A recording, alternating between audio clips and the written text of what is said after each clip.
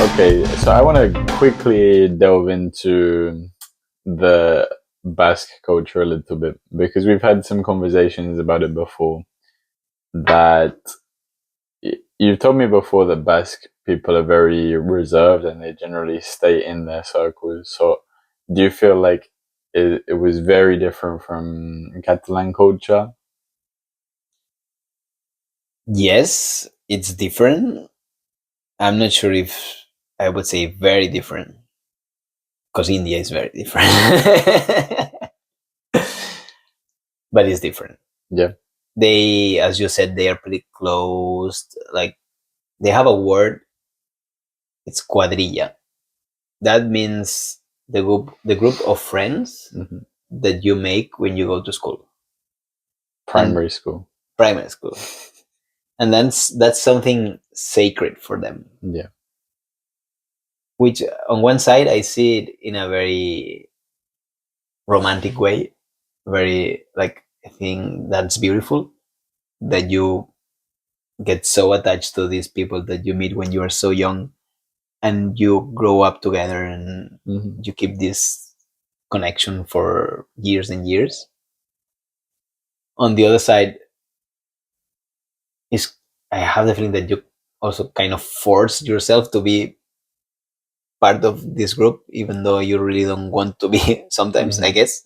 I mean, I guess I have my friends from school are not the ones that I was going together when I was 5. yeah, It's more the ones I was together when I was 12, you know? And then these people, they just stuck in this group when they are kids and they just do everything together always. And the only way to become part of a quadrilla, not even being from someone out of the Basque country, like also if you are from the Basque country but you were not going to school with these people, yeah.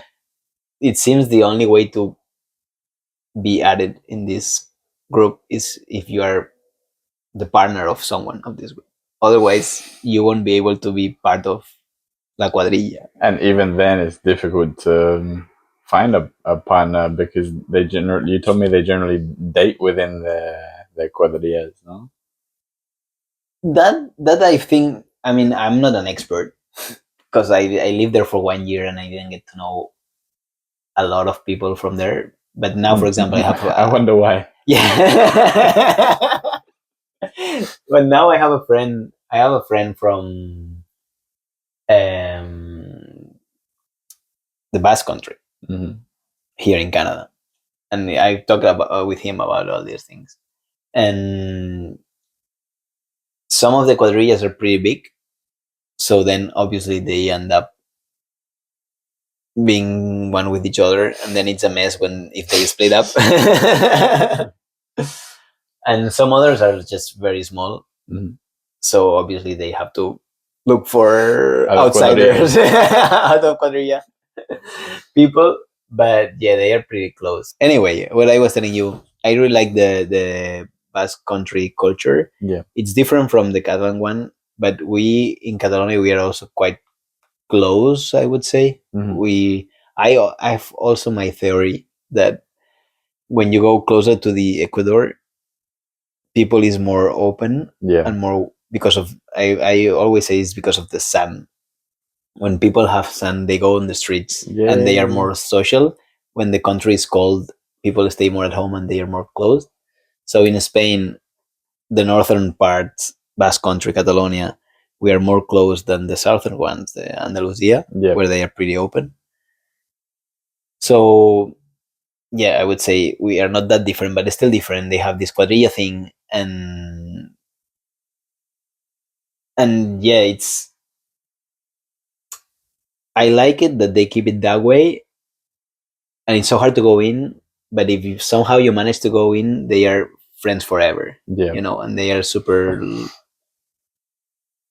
I don't know if that's the right word or not, loyal, but I don't know. They are just when you get to be part of their group of friends, they are super nice people, and they have this thing which now is changing, but men used to have a place to spend time, just only men, and they used to cook and just play cards Hmm. and spend a lot of time together, Like a man cave. like a man cave, Okay. which is, I find it so cool. But obviously, mm, it's sad because I don't think they had the same thing for women. And this man cave, they didn't accept women at all. Now, obviously, it has changed. Yeah.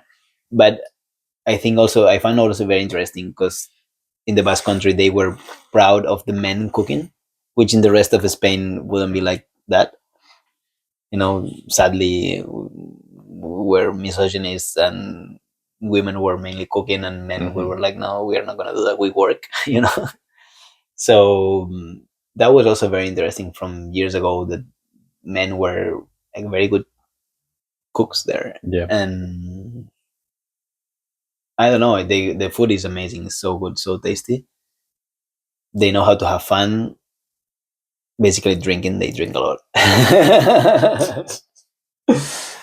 But once, if you make a Basque country friend, that person will be a friend for like a real friend. Hmm. So I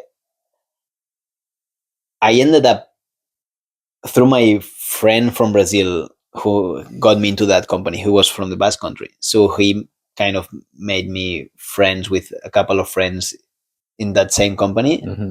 two very nice guys, super nice guys.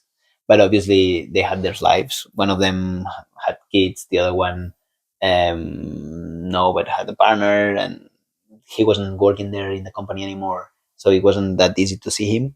But I did some things with those guys, and then I ended up playing futsal again. And with these guys of the futsal, I ended up going to this Choco, to this place where they cook. And if you are not part of the quadrilla, it's so hard to get in. So I was so happy I finally got in. We were playing cards, typical moose, the typical game they play Yeah. there. And I have to say that I had a good time. But as I was missing so much my Barcelona life, I was going so often to Barcelona that I was for 1 year there, and most of the half of the weekends I was in Barcelona. Yeah. During the week I was working, so I had only like half of the weekends to enjoy there, and it took me a while until I got these friends from futsal, so I couldn't really live fully the culture. Hmm. But I have to say that it's a very interesting culture, and once you manage to get in, super nice. Nice. I have to visit one day. It's beautiful, but it rains a lot, so get Yeah. a raincoat with you. But it's quite a big region, no? Yeah, it is, but it rains. As you were telling me all of this, I don't remember if I've ever asked you this question. Have you done El Camino? I've done El Camino with one of my friends from childhood. This guy actually, I was I started I was in the same class with him since I was 4 years old, I Oh, think. well. But I started hanging out more with him when I was 12, even though when I was 9, I was I was going to this artistic gymnastics. Hmm. We're doing practicing artistic gymnastics after school, and we were all together there, and we were friends, and we were like the school together and blah. But I would say after 12, we get closer. So with this guy, he has his both of his parents,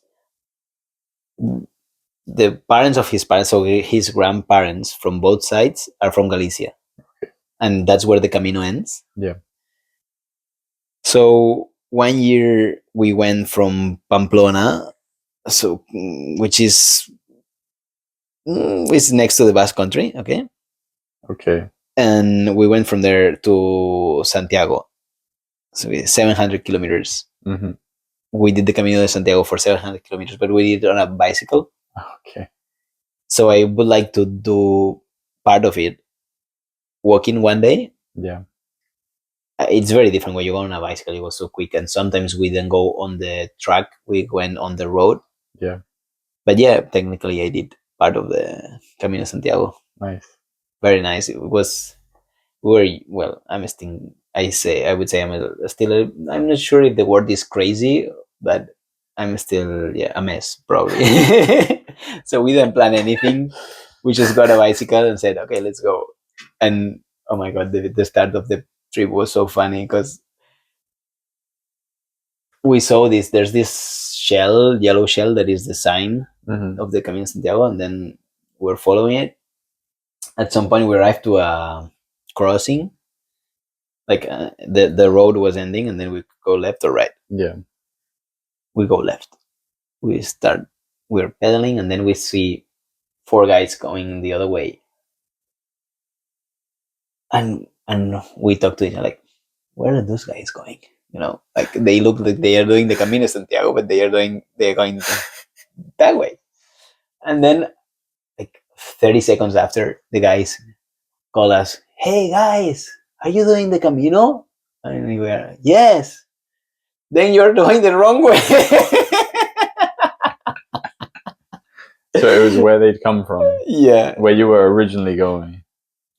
So we were just, so when we turned, we went to the left. We should go to the right. Okay. And they were doing the Camino from farther. So that's why were they coming that way. But we just, yeah, that was 5 minutes after we started. But we made it.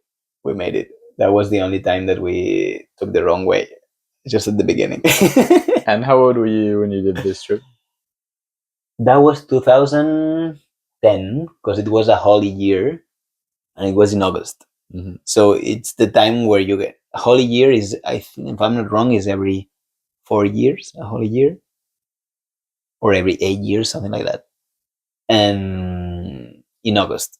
Okay. So that's the period where you get the most people doing the Camino de Santiago, because it's a holy year and because it's August. Yeah. And we didn't plan anything. So every time we were arriving to a place, we were trying to find a spot to sleep in. It went to the point where a couple of times we had to sleep in the sports hall of the small town because they didn't have any more rooms. And for holy years that they are used, they sometimes happens, they are ready to let you sleep there. Yeah. But we sleep twice in one of those. Once they gave us kind of a, these inflatable mattresses, Mhm. but the other one was just straight on the ground. And then they after get up and cycle for a long time. 2010, I was 22. 22. Yeah, that was one of my crazy trips. Yeah. Have you traveled, apart from these trips that you've just mentioned, have you traveled much in Spain?